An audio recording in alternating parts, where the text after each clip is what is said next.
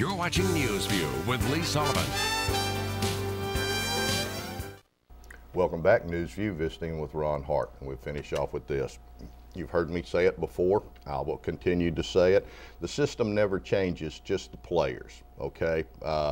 Everybody in government's taking care of somebody. What changes is maybe every now and then the people in government and the people that they're taking care of. And it's no more so than it is now. You know, anybody that thought that the Bush administration and the Republicans were greasing Halliburton or whatever, let me tell you, the Obama administration is greasing theirs. It just depends on who the players are. Exactly. Goldman Sachs is one of the biggest contributors to the Obama administration, over $1 million. Right. And they drag them before Congress. I wonder at times, because they give so much money, I always think it's more like WWF wrestling, whether it's really fake or real. And the congressman says this, well, you know, and they feign indignation to these people, and they're also getting millions of dollars from them on the side. Right. So I want it's like wrestling. It's a fake. You know, they know who's going to win before they go in the ring. They go in there and act like American people go, oh, get them, Senator, you're really good. And the whole time you're paying them money. Like the mafia, pay for protection. I said Goldman was late to the Senate hearings last week because they went through TSA and they had to empty their pockets, and 4 congressmen fell out.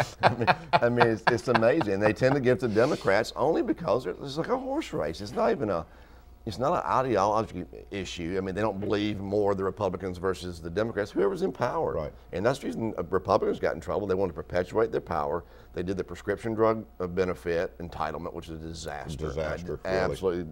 That made me a libertarian. I'd had it with Bush when he did that. The wars and that did me.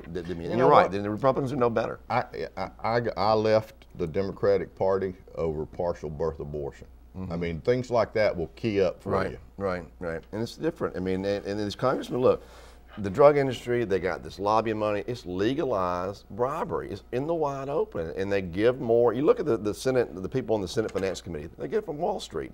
Look at the Food and Drug Administration. They're getting money from the pharmacy companies. Right. They're bought and paid for. They're just shills. And the average person doesn't give a lot of money. They have to vote. They have to convince the average person to vote on them. You know, so they play this game with each other, but there's a lot of wink and nods. And I think, again, I think it's like WWF wrestling sometimes when these senators get up there and take on these companies. Because at the end of the day, they go back in their lobbyist meetings and hug each other and take, you know, go on jet rides. And they're pretty together. much, as you say, they're pretty much compelled to do that, because if they don't, if they're not in the mix, if they're not in the stew, then they're toast. Right. If you don't have the money coming in, that's the mother's milk of politics is money.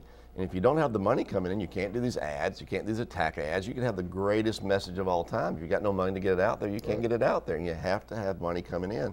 And once these politicians go to Washington, they kind of become the pawns of the consultants and the handlers that say you got to go to this, you got to get money from that. Schumer and these guys, they know exactly what they're doing. Schumer would normally be against Wall Street in general, but because they're in New York City, he acts like he's against Wall Street. Both he and Hillary, when Hillary was a senator, they were all for Wall Street.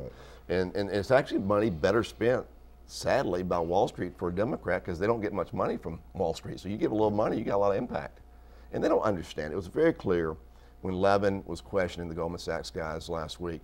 They don't understand what goes on. They don't have a clue. All they try to do is find every scenario and conjure up envy. How much did you make? How much did you make? What a low form of life is that? I mean, it's not an issue of what you did and whether it served a good purpose and whether it was right or legal. How much do you make? Crap, the president made $5 million last year. Yeah. How much is enough? That's what he said the other day. That scared me when he said that. When he said how he calls them fat cats on Wall Street. I mean, if you got to conjure up. Is that pretty frightening or what? It's scary. I mean, you know, Al Gore just bought a $9 million house in California, a mansion. On the coast. On the coast, out there.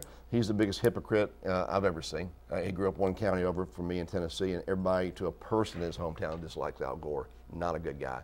He lost his hometown, Carthage, Tennessee. Lost it. He'd be president right now. He won his home state. Lost it.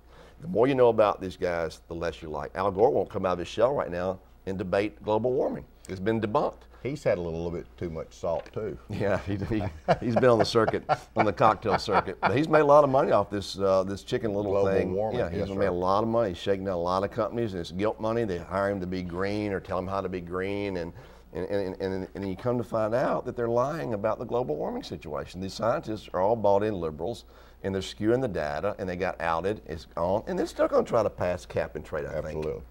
It's just because it's not about the green. It's about control. These people are about control. Milton Friedman said at one time, said, why these liberals are educated, they're Ivy League people. How can they be so wrong about things? And why do they go that route? Because they realize it's an easy way to control people. And you play their worst emotions. That's what happens. Ron Hart, remember, those are my views. What are yours?